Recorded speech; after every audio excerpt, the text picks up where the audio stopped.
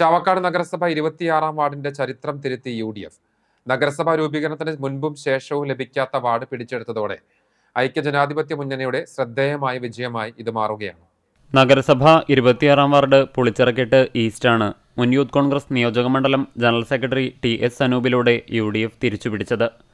2000-ൽ advocate Therli Ashokan 7 വോട്ടുകൾക്ക് തോറ്റതൊഴിച്ചാൽ കാര്യമായ സ്വാധീനം വാർഡിൽ UDFന് ഉണ്ടായിരുന്നില്ല.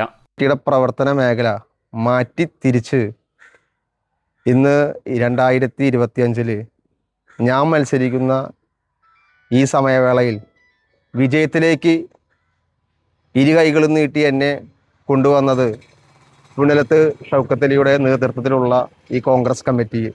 ഈ മാറ്റം തന്ന ഓരോ വോട്ടവകാശികളും അവരുടെ ഹൃദയത്തിൽ ഞങ്ങളെ കാത്തു സൂക്ഷിച്ചു വെച്ചിരിക്കുന്നത് ഏത് രീതിയിലാണെന്നുള്ളത് മനസ്സിലാക്കിക്കൊണ്ട് ഇനി വരുന്ന കാലഘട്ടങ്ങളിൽ വളരെ ശക്തവും ആർജവും ഊർജവും തേജസ്സോടുകൂടി ഈ വാർഡിനെ ഒരു പുണ്യക്ഷേത്രം പോലെ പരിപാലിച്ചു കൊണ്ടുപോകുമെന്ന് ഇതിനാൽ ഞാൻ എൻ്റെ ഈ സംശയത്തിൽ രേഖപ്പെടുത്തുന്നു.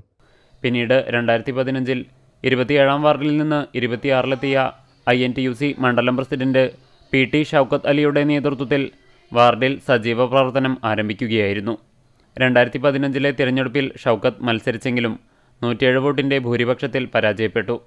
പിന്നീട് 2020-ൽ ഷൗക്കത്ത് അലിയുടെ ഭാര്യ റുക്കിയ നിലവിലെ ചെയർപേഴ്സണായിരുന്ന ഷീജ പ്രശാന്തിനോട് 65 വോട്ടുകൾക്ക് പരാജയപ്പെട്ടെങ്കിലും വാർഡ് കേന്ദ്രീകരിച്ച പ്രവർത്തനം UDF തുടർന്നു.